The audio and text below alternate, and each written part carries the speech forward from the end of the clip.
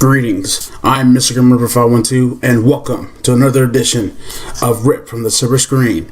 Today I'm back with the ever so incomparable Mr. Dark Knight 97, and today we got 4 reviews for you, starting first with the 1978 classic Halloween. Of course, you know Halloween, I believe, came out today, I believe, the newer one, the 2018 one. Oh, okay. Thank you. So in honor of the release of the 2018 version, we're gonna go back to 1978, and well, talk about the 1978 version of Halloween. Now, of course, this version, the 1978 version, was directed by John Carpenter. John Carpenter. There we go. It was co-written by John Carpenter, and not only that, he also does the music for this too. So of course you know the story. In 1963, Michael Myers. How the movie starts is that Michael Myers, if I remember correctly, he kills his sister. His sister was doing some weird shit or something. I don't know. So he is hospitalized in a sanitarium. So 15 years later, we meet Michael's psychiatrist, Sam Loomis, played by the late Donald Pleasance. That's right. And his colleague, Marion Chambers. And you see, Loomis exits his car to investigate, allowing Michael, who has escaped from the sanitarium, to steal Loomis's car. Okay, so Michael returns home, kills a mechanic, and steals a white mask. Now we're going to talk about the history of that mask and how it began, how it started. The next day on Halloween, Michael stalks high school student Laurie Strode, played by Jamie Lee Curtis. Throughout this day, Laurie notices Michael following her, but her friends Annie and Linda dismiss her concerns. Meanwhile, Loomis arrives in Haddonfield in search of Michael, knowing his intentions. After discovering that Judith Myers' headstone has been stolen from the local cemetery, he meets with Annie's father, Sheriff Lee Brackett. The two begin their search at the former Myers house, where Loomis tries to warn the skeptical sheriff about the danger Michael poses, explaining that Michael is a pure evil and capable of further violence, despite years of catatonia. No doubt, of course he is. Sheriff Brackett patrols the streets while Loomis waits and watches the house, expecting Michael to return there. Later that night, Laurie babysits young Tommy Doyle, and while Annie babysits young Lindsay Wallace just across the street, unaware that Michael has followed them. When Annie's boyfriend Paul calls her to come and pick him up, she takes Lindsay over to the Doyle's house to spend the night with Laurie and Tommy. Annie is just about to leave the car when Michael, who's stowed away in the backseat, strangles her before slitting her throat. Soon after, Linda and her boyfriend Bob arrive at the Wallace house. After having sex, Bob goes downstairs to get a beer for Linda, while Michael fatally stabs him and pins him to a wall. Anyway, Michael then poses as Bob in a ghost costume, confronts Linda, who teases him. Having no effect, Linda calls Laurie, but Michael strangles Linda to death. So we get to the fight scene between Laurie and Michael. and Loomis is there too. Loomis shoots Michael, who ends up. Let's see here. Loomis shoots Michael 6 times, knocking him out off the balcony. When Loomis goes to check on Michael's body, he finds it missing. Loomis stares off into the night while Laurie begins sobbing in horror. So yeah, that's basically the whole plot. And very, very okay, so I want to talk about the mask from the original Halloween. Now, according to what we know, is that the mask was supposed to have been the mask apparently is supposed to be a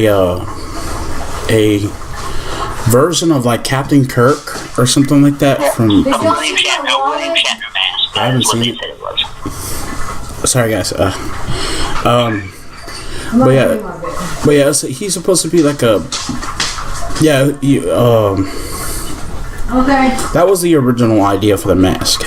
So. Mask. Of course, you know, Captain Kirk was played by William Shatner. That's what it was. Yeah. So. I want to talk about the. Let's talk about the plot a little bit. Okay, so there was some things I saw in watching the movie that I couldn't understand. I still don't understand it. Why when Laurie notices Michael, her friends don't see him. But he's there in broad daylight. Yeah. Can you explain that situation to me? Because I can't understand why. Same here. I don't get it. How do they not see him, but only Laurie does? Yeah, I don't know. But let me see here.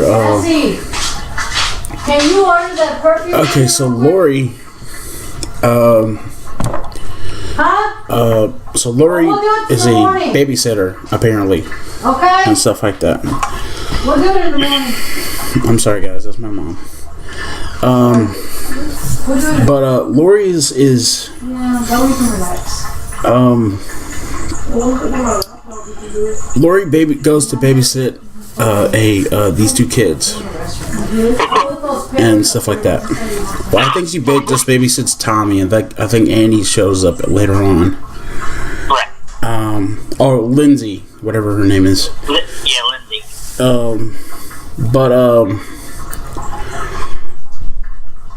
I'm kind of going off. My mom's not all there. I apologize, guys. I'm trying to get over this here. But there was some stuff that I liked in this movie. There was a lot of stuff I liked actually in this movie. Of course, you know, this was the movie that made Jamie Lee Curtis into a survivor. You know what I mean? Laurie Strode became the first survivor girl in a horror movie. That's right. And it, from what I saw, let me see. I'm going to talk about this. Okay, this is what pissed me off here. What I just read here. Okay, so apparently some of the criticisms of Halloween, some feminist critics, according to have seen the slasher movies since Halloween as debasing women in a decisive manner as hardcore pornography. No. Not even. No. This is the thing that happens in horror films. And this is what gets me mad about that. Is that the idea is that you got to survive in a horror film. That's the whole idea. Against a mass murderer, against a ghost, against a devil, or whatever. That's the idea for a horror film.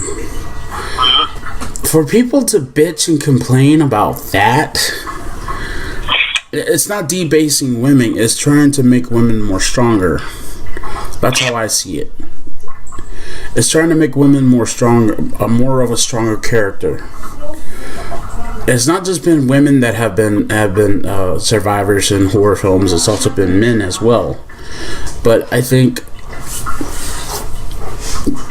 that the idea that people say that horror films debase women in general is completely stupid. Because that's what horror is supposed to be about. You get scared. You try to survive horror. You try to survive the horrors of life. You know, whenever you're a killer is coming after you, you're trying to get away from the killer, and that's the whole idea for freaking horror film. For people, but I don't know. It's. What do you think about that situation, man? As far as everything else goes. Well, I have to agree with you every word you said. Basically, horror movies are about that person surviving the killer or killers, or for that matter, or whatever it is that's coming after them. You know, that's the whole point of basis of a horror film. Now, most horror films, you see couples, of course, they're going to have sex, because that's how it is, but that's one of the rules of horror movies. Do not have sex when there's a killer going around, because you will die. But, and like I said, critics are going to be critics. They want to say what they want to say, but me and my friend here beg to differ on that situation. And what, and you know what the funny, you know what the funny part about this is? Years later, decades later, in the 90s, there was another movie that would depict horror, that would pick horror to pieces. I'm talking about Scream. We'll get to that another day. Scream was that kind of movie. Wes Craven's Scream was that kind of movie where it was basically like a guide of how to survive a horror film. You know, even though the idea was comedic in a way, I still believe that I think the Scream movies were really good, because it was basically a guide of what not to do in a horror film. You know what I mean? So, but even still, I think that even still, I think Halloween was still a good movie. I still believe that Halloween is the most legendary movie in the history of cinema, bar none, because of John Carpenter. This guy, of course, he brought us The Thing. He brought us many other different horror films. And John Carpenter, I'm glad that he's back for the 2018 version, even though he's a producer for it, and also he is also doing the music again for it. But Halloween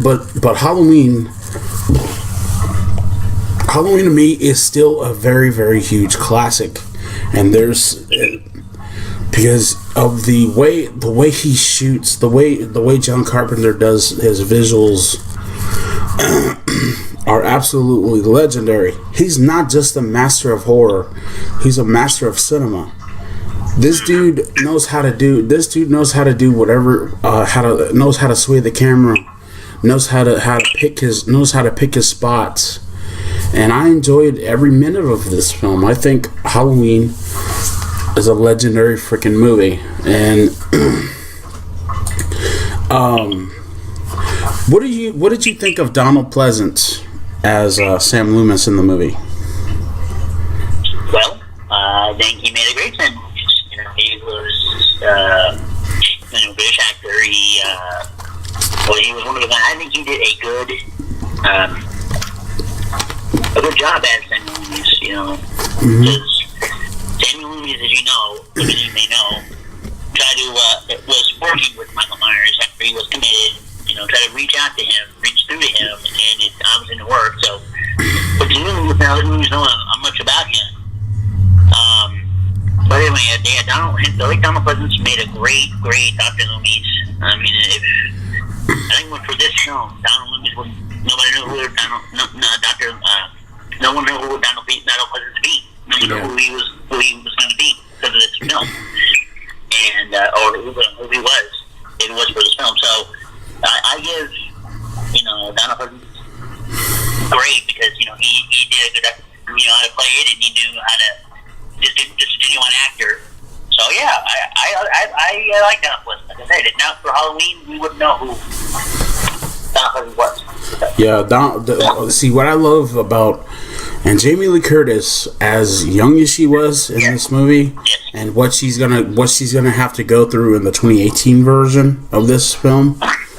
It's going to be very shocking, and I can't wait to see what goes on with the 2018 version of Halloween.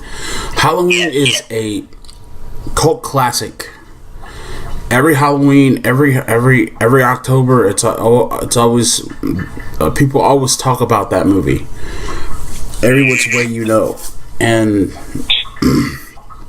I'm very happy that they decided to remake the 2018 version. I haven't seen the 2018 because me and Dark Knight we'll go see the 2018 version next week, and we'll give you guys our thoughts on that situation. But as for right now,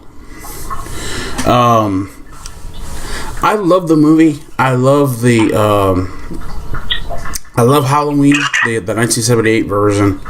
I still think it's a cult classic. I still believe that everyone that was involved with the 1978 version did really, really well. Even though there was some criticisms, I think the criticisms were a bunch of bullshit, to be honest with you.